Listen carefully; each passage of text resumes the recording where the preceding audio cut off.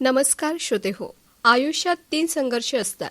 एक जगण्यासाठी, दुसरी ओळख निर्माण करण्यासाठी आणि तिसरी स्वतःची ओळख टिकवण्यासाठी. ज्याप्रमाणे ज्येष्ठ कवी म्हणतात, असे जगावे दुनियेमध्ये आव्हानाचे लावूनी अत्तर, नजर रोखुनी नजरेमध्ये आयुष्याला द्यावे उत्तर. असे दांडगी इच्छा ज्याची, मार्ग तयाला मिळती सत्तर, नजर रोखुनी नजरेमध्ये आयुष्याला द्यावे उत्तर. आपल्या आयुष्याला जर खरंच उत्तर द्यायचं असेल तर आपल्यात असलेल्या सुप्त गुणांना, आपल्या कलागुणांना वाव देण्यासाठी सातत्य राखणं गरजेचं आहे. हे सगळं केव्हा शक्य होत असतं? जेव्हा आपल्या मनातील इच्छाशक्ती प्रबळ असते तेव्हा. मग मार्गही मिळतो आणि आपलं ध्येय गाठता येतं. तर श्रोते हो, आज आपल्याकडे असेच एक आपल्या कलागुणांना जपणारे सिंधुदुर्ग दोडामार्ग कुडासे गावचे सुपुत्र नकलाकार विजय फाले सर आपल्या स्टुडिओत उपस्थित आहेत. त्यांचा परिचय आपणास थोडक्यात सांगते. 2017 साली गोव्याचे सांस्कृतिक मंत्री गोविंद गावडे यांच्या हस्ते महाराष्ट्र रत्न पुरस्कारानं सन्मानित. 2017 साली जलसंधारण मंत्री विजयबापू शिवतारे यांच्या हस्ते राष्ट्रसेवा पुरस्कारानं सन्मानित. 2022 साली आर्ट्स बीट्स पुणेकडून मिमिक्री आर्टिस्ट म्हणून युवा कला गौरव पुरस्कारानं सन्मानित. रात्रीचे खेळ चाले सिरियलमध्ये भूमिका. त्याचबरोबर 2022 मध्ये माधुरी दीक्षित दिग्दर्शित पंचक चित्रपटात त्यांनी भूमिका साकारली आहे. आज त्यांच्याशी मनमुराद गप्पा मारणार आहोत. सर्वप्रथम त्यांचं मी मनापासून स्वागत करते. आज त्यांच्याकडून त्यांच्या कलेचा प्रवास जाणून घेणार आहोत. नमस्कार सर. नमस्कार सर, आयुष्यातील सर्वात अविस्मरणीय काळ म्हणजे आपलं बालपण. हे बालपण आपलं कसं होतं? बालपण म्हणजे आमची परिस्थिती फार बेताची होती. लहानपणी आमचे आई वडील खूप कष्ट केले. त्यांनी परिवाराचा उदरनिर्वाह होता, पूर्ण मोलमजुरीने होता. मोलमजुरी करून आम्हाला शिकवलं त्यांनी. वडील नारळ काढत होते, माडावर चढायचे, त्यामुळे त्यांनी देखील खूप संघर्ष केला आणि त्या संघर्षातून आम्हाला मोठं केलं. आता बालपणीचा काळ म्हणजे सांगायचं झालं तर अभ्यासाबरोबर इतर सुद्धा घडामोडी आम्ही केल्या. त्यात गावातील आणि मुलांबरोबर आंबे काढायचे, चिंचा काढायच्या, नदीवर जाऊन खेळायचं, त्यानंतर क्रिकेट खेळायचं. क्रिकेट हा आमचा फार आवडीचा खेळ. अशा प्रकारे अनेक खेळ सुद्धा खेळायचो, परंतु अभ्यास कधी सोडला नाही. कारण अभ्यास आम्हाला माहीत होतं एवढं आपल्याला आई वडील मोलमजुरी किंवा कष्ट करून शिकवत आहेत, तर कुठेतरी जाऊन काहीतरी चांगलं करायचं, त्या आई वडिलांचं नाव खराब होऊ नये यासाठी प्रयत्न फार होते आणि त्या दृष्टीनं तो तसा प्रवास चालू होता. बालपणी आम्ही अनेक गोष्टी शिकल्या सुद्धा. कोणाचा आदर करावा, प्रत्येकाला सन्मान कसा द्यावा, हे वडिलांकडून आम्ही शिकत गेलो. सर, शिक्षण हे समाज परिवर्तनाचं आपलं साधन आहे. मग या शिक्षणाचा आपला हा प्रवास कसा होत गेला? शिक्षण सांगायचं झालं तर लहानपणीच असताना वडील आणि आई सुद्धा आमची तशी कडक होती आणि त्या दृष्टीनं त्यांचा एक धाक होता की मुलांनी चांगल्या प्रकारे अभ्यासाकडे वळावं, चांगलं तुमचं नाव कमवावं, अशा पद्धतीने त्यांचा कल होता आणि त्या दृष्टीनेच आम्ही प्रगती करत गेलो. लहानपणी 7वीत असताना मला आठवतं की माझ्या पायात चप्पलसुद्धा नव्हतं, परंतु वर्गात असताना नेहमीच 3 क्रमांकात आम्ही असायचो. म्हणजे अभ्यासाबरोबर सगळं काही करायचो, खेळ करायचो, तो आम्ही अभ्यासात पुढे असायचो. त्याच्यामुळे शिक्षकांचा सुद्धा आमच्याकडे बघण्याचा कल फार वेगळा होता. असं जेमतेम 10वीपर्यंत आम्ही चांगल्या प्रकारे शिक्षण घेतलं. 10वीत मी डिस्टिंक्शनमध्ये आलो, म्हणजे 78% मिळाले मला. त्याच्यानंतर ते शिक्षण करत असताना 12वीपर्यंत, 12वी सायन्स आमच्या सरस्वती विद्यामंदिर कुडासे. मला वाटतं त्या काळी सिंधुदुर्ग जिल्ह्यात सरस्वती विद्यामंदिर कुडासे हे सायन्स कॉलेज हे एकमेव होतं आणि गावात त्या ठिकाणी हॉस्टेलची सुद्धा सोय होती. त्यामुळे अनेक गोव्यातून मुलं पण यायची. मोठा परिवार आमचा एक जमला होता. मुलांबरोबर खेळायचं, परंतु अभ्यास कधी सोडला नाही. 12वी नंतर काय झालं की आता सगळ्यात महत्त्वाचं जायचं कुठे, म्हणजे एखादा कोर्स केल्यानंतर आपल्याला नोकरी करायची आहे, हा एक उद्देश होता. कारण बऱ्याच वर्षी माझ्या घरात काका आमचे शिक्षक किंवा इतर आमची जी फॅमिली आहे चांगल्या प्रकारे कुठे कुठे कार्यरत होते आणि त्यामुळे मला असं वाटत होतं की आपणही नोकरी करावी. मग 12वी नंतर काय केलं की पॉलिटेक्निकला ॲडमिशन घेतलं, DEDला ॲडमिशन घेतलं. 2 ठिकाणी घेतलं, म्हणजे कुठे संधी मिळाली तर एका ठिकाणी जायचं. तशा प्रकारे आम्ही ॲडमिशन घेतलं आणि DEDचा प्रवास तिथून माझा सुरू झाला. सर, DED पर्यंत शिक्षण पूर्ण केलं, त्यानंतर आपण जी कला जोपासताय या नकल कलेचा प्रवास नेमका कसा सुरू झाला? आता DEDमध्ये तिथे गेल्यानंतर अनेक विद्यार्थ्यांना बोलकं केलं जातं, कारण DED शिक्षक म्हटल्यानंतर मुलांना शिकवायला पाहिजे. त्यामुळे शिक्षक कसा असावा, बोलणारा असावा, मुलांची संवाद साधणारा असावा आणि ते संवाद कौशल्याने आम्हाला शिकवलं गेलं. त्यामुळे एक माणूस तयार झाला तिथे माझा.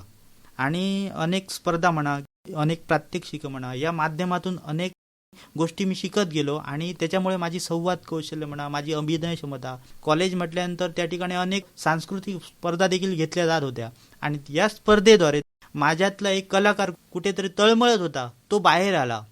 आणि असंच त्या ठिकाणी कॉलेजमध्ये स्पर्धा होत्या. त्याने अभिनय स्पर्धेला आम्ही फर्स्ट इयर आणि सेकंड इयर अशी 2 स्पर्धा होती. मग त्या स्पर्धेत मी माझं नाव दिलं होतं. नाव दिल्यानंतर मी ज्या क्षेत्रात उतरत होतो त्यावेळी प्रयत्न करूनच त्या ठिकाणी उतरत होतो. मला माहीत असं काहीतरी करायचं. मग त्या पद्धतीनं मी प्रयत्न केले आणि 2000 मला वाटतं 11-12चा तो काळ, मोबाईल नव्हते, माझ्या मित्राकडे मोबाईल होता. त्या मोबाईलमधून मी नाना पाटेकर सरांचा जो क्रांतीवीर चित्रपटातला डायलॉग होता, तो डायलॉग मी त्या ठिकाणी लिहून घेतला, पाठ केला आणि म्हटलं आता हा सादर करायचा. पण तो डायलॉग होता हिंदीत, आमचं मातृभाषा मराठी, त्यामुळे हिंदीतलं डायलॉग पाठ करून सादरीकरण करणं हे फार आव्हान होतं आणि ते आव्हान पार पाडायचं ठरवलं. त्याच्यानंतर सादरीकरणाबरोबर अभिनय करायला पाहिजे, अभिनयाबरोबर आवाज काढायला पाहिजे नाना पाटेकर सरांचा.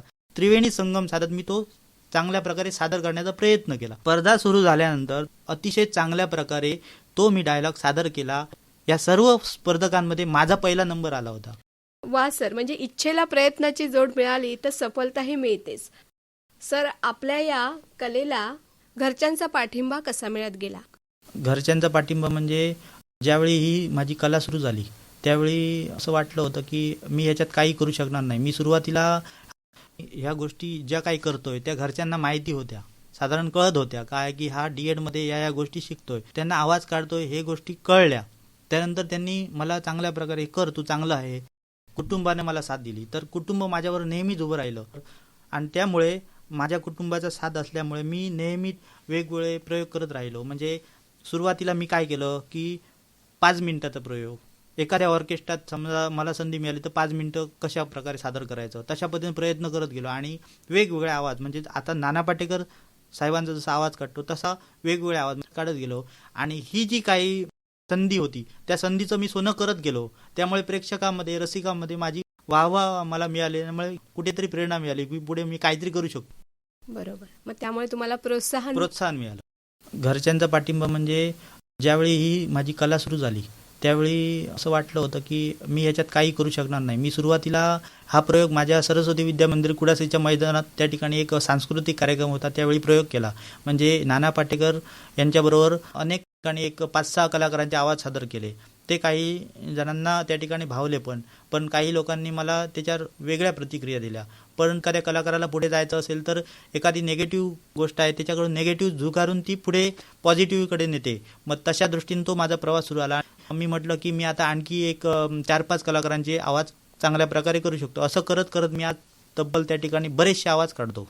सर, खरं तर आवाजाचं कोणतंही शिक्षण आपण घेतलं नसताना आपण आपली ही कला पराकाष्ठानं आणि तितक्याच आवडीने म्हणा किंवा मेहनतीने जपताय.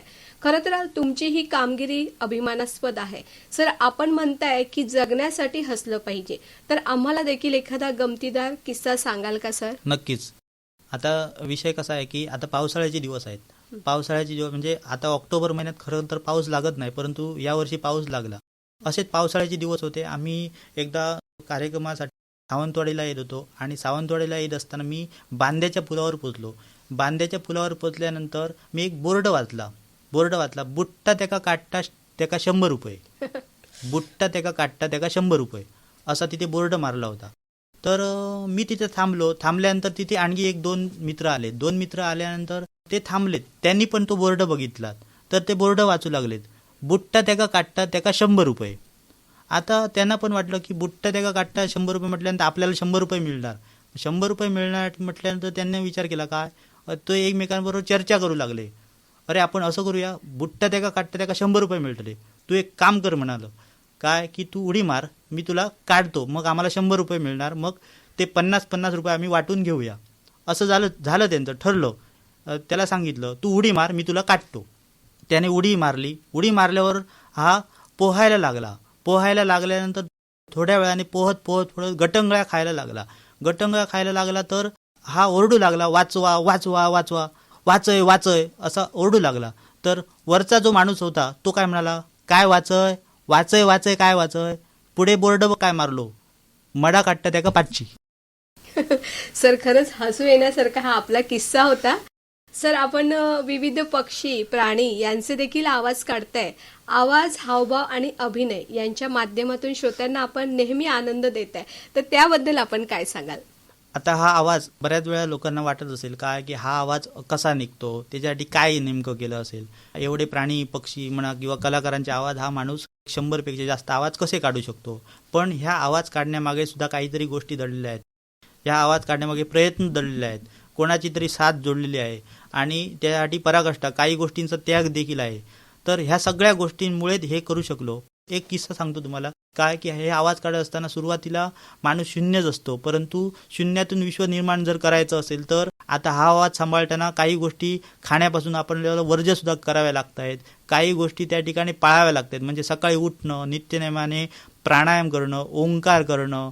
त्याच्यानंतर आता कार्यक्रमाला सुद्धा आम्ही जातो त्यावेळी आम्ही गळ्याला चांगल्या प्रकारे ठेवतो की थंड पेय म्हणा किंवा ह्या सगळ्या गोष्टींना आम्ही वर्ज्य करतो. त्यासाठीच हे प्राणी पक्षी म्हणा किंवा कलाकारांचे आवाज हे गळ्यात बसतात, त्याची पूजा करावी लागते. पूजा केल्यानंतर तुम्हाला ईश्वर तुमच्या सहकार्यासाठी उभा राहतो. आणि वेळोवेळी आजपर्यंत मला वाटतं 100पेक्षा जास्त सिंधुदुर्गात माझे प्रयोग झालेत आणि इतर महाराष्ट्र, गोवा, कर्नाटक त्या ठिकाणी प्रयोग झालेत. सर म्हणजे तुमची आवड आणि तुमच्यात असलेला हा आत्मविश्वास, त्यामुळे ही गोष्ट तुम्ही साध्य करू शकला आहात. तर काही वेगवेगळे आवाज आहेत, ते आवाज देखील आपण काढताय आणि आपल्या अनेक कार्यक्रमातून उत्तमरित्या सादरीकरण करताय. तर त्याचं छोटंसं सादरीकरण कराल का सर? नक्कीच.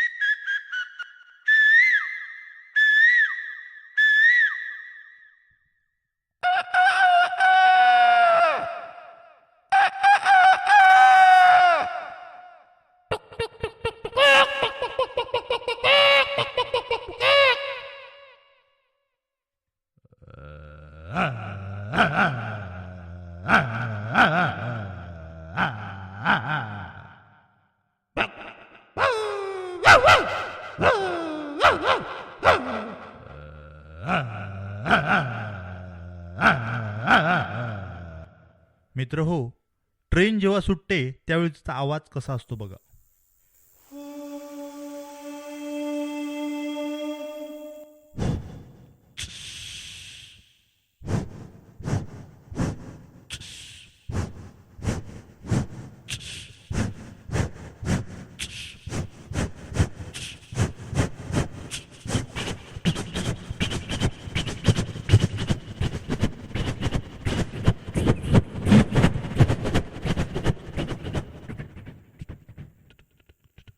ट्रेन ज्यावेळी पुलावर येते त्यावेळी तिचा आवाज कसा येतो बघा.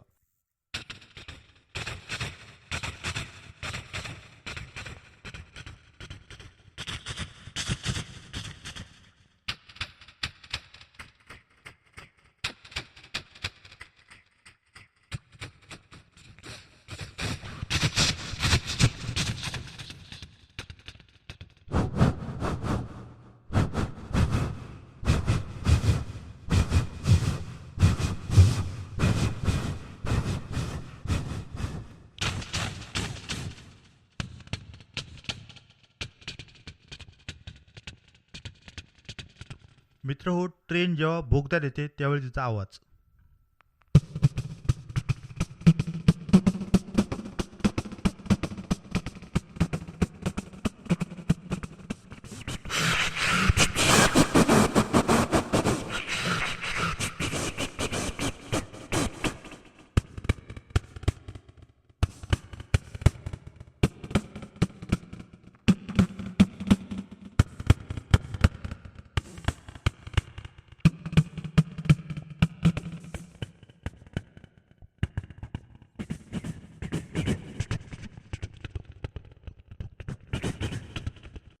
विविध पक्षी प्राणी यांचे देखील आपण आवाज काढताय. आवाज, हावभाव आणि अभिनय यांच्या माध्यमातून श्रोत्यांना नेहमीच आनंद देत आहे. सर, काय सांगाल याबद्दल आपण?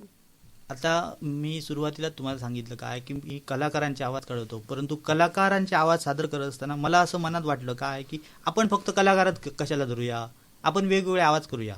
जाणारे ट्रेन, माझा प्रवास मुंबई टू पुणा असं झाला, थिवी टू मडगाव किंवा थिवी टू मुंबई असा प्रवास झाला. त्या अवस्थेत थिवी टू मुंबईपर्यंत जो प्रवास झाला त्या अवस्थेत मला ट्रेन मिळाली. ट्रेन मिळाल्यानंतर ट्रेन कशी चालते, ट्रेन सुटते कशी, ट्रेन निघते कशी, त्यानंतर ट्रेन बोगद्यात आल्यानंतर तिचा आवाज कसा येतो, ट्रेन त्या ठिकाणी पुलावर आल्यानंतर तिचा आवाज कसा, ट्रेनचं क्रॉसिंग कसं असतं, अशा प्रकारे वेगवेगळ्या गोष्टींचा मी अभ्यास केला. शेतीवर गेलो, आम्ही शेती करतो, शेती करत असल्यामुळे शेतात गेल्यानंतर पक्षी कसे ओरडतात, कोकिळा कशी ओरडते, याचा थोडासा अभ्यास मी केला आणि त्याच्या पद्धतीने मी जसे कलाकारांचे आवाज कसं काढतो तसेच प्राणी, पक्षी, त्यानंतर वेगवेगळ्या प्रकारचे आवाज मी सादरी करायला शिकलो. सर, काही मराठी आणि हिंदी कलाकार यांचेही आपण आवाज काढताय, त्याची थोडीशी झलक.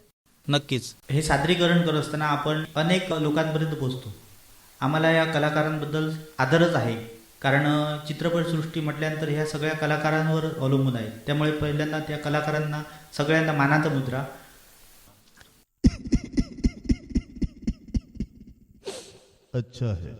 अच्छा है, भगवान का दिया हुआ सब कुछ है, दौलत है, शोहरत है, लेकिन खाली औरत नहीं है. अरे कैसे बताओ तुम मेरे लिए कौन हो? कैसे बताओ? कलम वाली बाई भी कहना चाहती थी, लेकिन कौन समझा. मैं जान गया कुछ अच्छा काम करके जा रहा हूं, लेकिन एक बात ध्यान में रखना, तुम्हारी ये खामोशी एक दिन तुम्हारे लिए रोना बन जाएगी. याला काय अर्थ आहे? बाबो, स्वर्ग म्हणतात तो ह्योच की काय? गंगे, तुझं म्हणजे असं झालंय, नेपाळची राजधानी काठमांडू आणि गावातली पोरं मला म्हणतात पांडू. हे माझे या बाईच्या नाकामध्ये न जायना न जा. मायला कोणी दिले माझे काय? जा मायला मी दिली. मी माझे तुला एक सांगतो, शेंगेची पेन मसीला चारली आणि गंगेशी लगीन करून मी जग मारली. आता नेहमीचा प्रॉब्लेम झाला. अहो बघताय काय कलकल्यानं जायचं जंगलात, कलकले जातात फलत्या जंगलात. अहो कलकल्यांना पकडायचा साप. अहो कलकले साप नव्हे, बुटाची लेस आहे, कलकले पळाले. नेहमीचा प्रॉब्लेम झाला.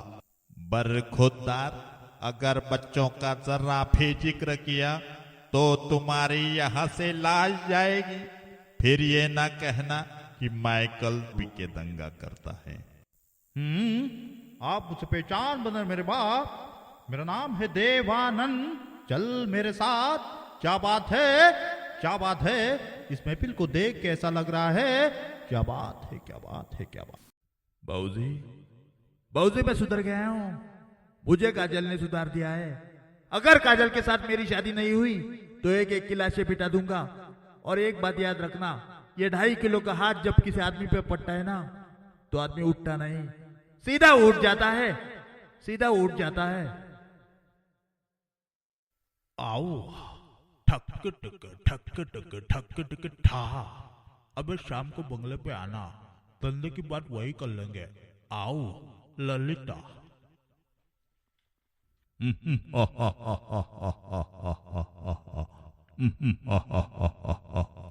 मूर्ख शंबे नारी को कौन भला मार सकता है? मूर्ख शंबे नारी को कौन भला मार सकता है? जिसका हो आदमी उसे कौन हरा सकता है?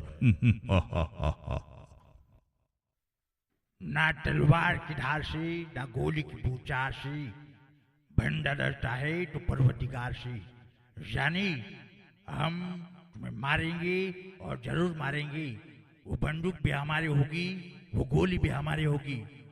और रही बात, तो हम सौदागर है और बंबई में हमारे 14 घर है. कहो देवा, मैं पूछता हूँ कहो देवा. हबे टोपटो ने लूटा, खेरों पे का दब था. हबे टोपटो ने लूटा, खेरों पे का दब था. तू भी तो किसी थी वहां, छा पानी कम था. अरे नागों में कहाँ छुपा है काले नागंश. दिल पे काबू रख और दिमाग से काम ले. अशा प्रकारे या ठिकाणी काही कलाकारांचे आवाज सादर केले. तुम्हाला नक्कीच त्या ठिकाणी आवडले असतील. धन्यवाद. खूप सुंदर सर. सर, पुरस्कार आपल्याला मिळाले आहेत, आपल्याला गौरवलं गेलंय, तो संपूर्ण अनुभव कसा होता आहे तो आमच्या श्रोत्यांना सांगाल का सर? मुळात पुरस्कार हे तुम्हाला ऊर्जा देतात, प्रेरणा देतात. तो एखाद्या ठिकाणी सादरीकरण करत असतो आणि ज्यावेळी आम्हाला रसिक प्रेक्षकांच्या टाळ्या मिळतात, हाच आमचा पुरस्कार आहे. आपण समाजात कार्यक्रम सादर करत असताना कोणतरी त्या ठिकाणी बघत असतो आणि त्याची वाहवा आपल्याला पोचपावती मिळत असते. आणि तशा दृष्टीनं प्रयत्न करत असताना 2017 साली गोव्याचे सांस्कृतिक मंत्री जे गोविंदजी गावडे आहेत, त्यांच्या हस्ते कोल्हापूरमध्ये दसरा चौकमध्ये मला महाराष्ट्ररत्न पुरस्कार मिळाला. तिथे सुद्धा मी तो नाना पाटेकर साहेबांचा डायलॉग सादर केला होता आणि त्यामुळे वाहवा मिळाली होती मला. त्यानंतर 2017 साली जलसंधारण मंत्री विजय बापू शिवतारे यांच्या हस्ते सुद्धा मला पुरस्कार मिळाला. त्यामुळे ह्या सगळ्या पोचपावत्या आहेत. आणि माटुंगामध्ये की मानसी नाईक त्यांच्या हस्ते सुद्धा एक पुरस्कार मिळाला होता, क्रांतिज्योती पुरस्कार. त्याच्यानंतर सगळ्यात महत्त्वाचं म्हणजे पुणे आर्ट बीट्स त्या संस्थेने त्या ठिकाणी माझ्या कलेची दखल घेतली आणि अतिशय चांगल्या प्रकारे परीक्षण केलं आणि त्याच्यानंतरच मला तो युवा कला गौरव पुरस्कार मिळाला. प्रयत्नातून, सातत्यातून तुम्ही हे सगळं काही तुमच्या अभिनय कला तुम्ही जपताय. तर तुम्ही 2022 मध्ये माधुरी दीक्षित दिग्दर्शित पंचक या चित्रपटात भूमिका केली होती. त्या चित्रपटातील आपण केलेल्या अभिनयाचा अनुभव आम्हाला जाणून घ्यायला नक्कीच आवडेल सर. काय सांगाल या चित्रपटातल्या अभिनयाविषयी? 2022 साली पंचक हा चित्रपट आला आणि त्याचं पूर्ण शूटिंग सिंधुदुर्गात होतं. सिंधुदुर्गात त्या ठिकाणी सावंतवाडी, मळगाव, ओटवणे, कुडाळमध्ये अशा प्रकारे ते शूटिंग चालत होतं. आणि सावंतवाडीतील अनिल गावडे आहेत, लाईन प्रोड्युसर म्हणून आहेत, त्यांनी माझ्यात प्रामाणिकपणा बघितली. त्यांचा असिस्टंट म्हणून काम करण्याची मला संधी दिली. आता असिस्टंट यांचं काम काय असतं की बऱ्याच वर्षी जे जिल्ह्यातील कलाकार सुद्धा आहेत, चांगले कलाकार आहेत, त्यांना घेऊन कुठे छोटासा रोल, त्या चित्रपटामध्ये क्राऊडची भूमिका असतील, काही असतील, त्या क्राऊडच्या भूमिकेसाठी बऱ्याच लोकांना त्या ठिकाणी गोळा करणं, शूटिंगसाठी स्पॉट बघणं, हे सगळं मला बघायला लागेल. आणि तशा दृष्टीनं मी त्यांची ती बाजू पूर्णपणे चांगल्या प्रकारे सांभाळली. लहान त्या कुठे कुठे पॅच होता तिथे चांगल्या भूमिका करायला मिळाल्या. आता तिथे काही त्या भूमिकेत डायलॉग आहेत, काही नाही आहेत, परंतु एखाद्या मोठ्या पंचक सारख्या म्हणजे माधुरी दीक्षित निर्मितीत त्या फिल्ममध्ये काम करायला मिळणं म्हणजेच फार भाग्य आहे. परंतु या फिल्मचं असिस्टंट आणि त्यात काम करण्याचा योग जो आला तो खरोखरच माझ्यासाठी फार अनुभवशील होता आणि मला त्यात खूप शिकायला मिळालं आणि त्यात चांगल्या कलाकारांचा देखील ओळखी झाल्या मला. सर, नकलाकार म्हणून जरी आपण आपली कला जोपासत असलात तरी एकीकडे आपण नाटक, एकांकिका अशा अनेक कार्यक्रमातून उत्स्फूर्तपणे सहभाग घेत असता. तर काय सांगाल एकंदरीत या कले प्रवासाबद्दल? नाटकाला रिटेक नसतो कधी. नाटक हे एकदा केलं की केलं, परंतु हा जी शूटिंग म्हणतात किंवा चित्रपट म्हणतात त्याला तुम्ही रिटेक देऊ शकता. तो म्हणजे एक जर समजा डायलॉग असेल तर तो 10 ते 15 वेळा तुम्ही घेऊ शकता. पण नाटकाला तसं नाही. नाटक एकदा केलं की केलं. त्याच्यामुळे नाटक जो करतो त्याला खूप एखादे डायलॉग व्यवस्थित पाठ करावे लागतात, चोख काम करावं लागतं. त्याच्यामुळे ह्या गोष्टी आहेत ना, ह्या अभिनय कौशल्याच्या पायाभूत गोष्टी आहेत. त्यामुळे या गोष्टी करताना प्रत्येक गोष्टीला सांभाळून करावं लागतं. दुसरी गोष्ट, चित्रपटात काम करत असताना आपल्याला अनेक संध्या निर्माण करायच्या असेल तर नाटक पहिल्यांदा केलं पाहिजे. नाटकातून अनेक वेगवेगळ्या संधी नंतर चित्रपटात प्राप्त होतात. त्यामुळे नाटक ही सगळ्यात फार मोठी पायरी आहे आणि तो एक अनुभव माझ्या पाठीशी असल्यामुळे ह्या सगळ्या गोष्टी मी करू शकलो. बरोबर. सर, आपण अनेक नामवंत व्यक्तींच्या आवाजाची नक्कल करताय, तर त्यापैकी कोणता आवाज सगळ्यात आव्हानात्मक आपल्याला वाटतोय? आव्हानात्मक म्हणजे आता नाना पाटेकर पासून भरत जाधव, नानासपुरे, त्यानंतर निळू फुले अशा ज्येष्ठ व्यक्तींचे सुद्धा मी आवाज काढलेत. परंतु मला सगळ्यात कठीण आवाज जो वाटला तो लक्ष्मीकांत बेर्डे यांचा. कारण बरेच कलाकार त्या ठिकाणी मिमिक्री आर्टिस्ट पण झालेत, परंतु त्यांचा आवाज त्यांच्यापर्यंत पोचलेलं मी कोणी पाहिलं नाही आणि मला पण तो फार कठीण आवाज वाटला. शेवटी तुम्ही आमच्या श्रोत्यांना काय सांगाल सर? श्रोत्यांना आता रसिक मायबाप प्रेक्षक हे आमचे आधारभूत आहेत. आम्ही एखादी कॉमेडी करतो, एखादा आवाज काढतो तर त्याची दाद देणारे हे मायबाप रसिकच आहेत. त्याच्यामुळे हे श्रोतेवर्ग नसतील किंवा रसिक नसतील तर आम्हाला काहीच किंमत नाही. त्यामुळे ह्या मायबाप रसिक प्रेक्षकांना मी खरंच मानाचा मुजरा करतो. आणि एखादा जर समजा कलाकार शिकत असेल, शिकल्यानंतर तो सुरुवातीला प्रयत्न करतो, काही आवाज सादर करत असतो, परंतु ते आवाज सादर करताना कुठेतरी चुका ह्या होतच असतात. परंतु त्या आता चुका कमी करणं सुद्धा आम्हाला महत्त्वाचं झालेलं आहे. त्याच्यामुळे आम्ही प्रत्येकाने प्रयत्न करतो आणि त्या प्रयत्नातून हे विश्व निर्माण करतो. त्यामुळे मला एकच सांगायचं आहे की या रसिक मायबाप प्रेक्षकांचा जसा आम्ही आदर करतो तसा कलाकारांचा त्यांनी आदर करावा. निश्चितच सर.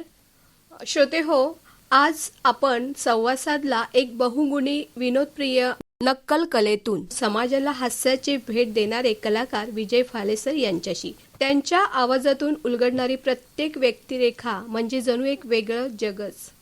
नक्कल त्यांच्यासाठी केवळ कला नसून ती एक अभिव्यक्ती आहे जी लोकांच्या चेहऱ्यावर हास्य आणते आणि आनंद देत राहते.